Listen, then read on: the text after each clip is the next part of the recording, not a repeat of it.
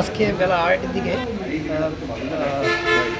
সুষ্ঠুভাবে অবরোধকারীরা অবরোধ মিছিল করতে করতে ভাঙা লোকাল থানার দিকে যায়। পরে ওই দিক থেকে যখন ফিরে আসে হঠাৎ করে আমার থানার দিকে প্রায় 7-800 লোকজন একসঙ্গে আমাদের থানার ভিতরে ঢুকে। তখন আমরা অবস্টাকেল গেট আটকাই দিই।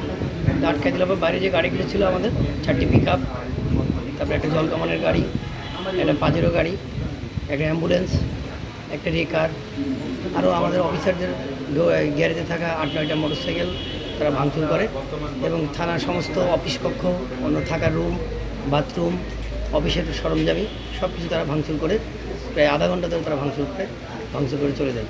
আমরা অফিসার ফোর্স যারা আছি সবাই আমরা সুস্থ আছি। এই সময় কি তাদেরকে প্রতিহত করার মতো কোনো ব্যবস্থা প্রতিহত করার মতো কোনো পরিস্থিতি ছিল না।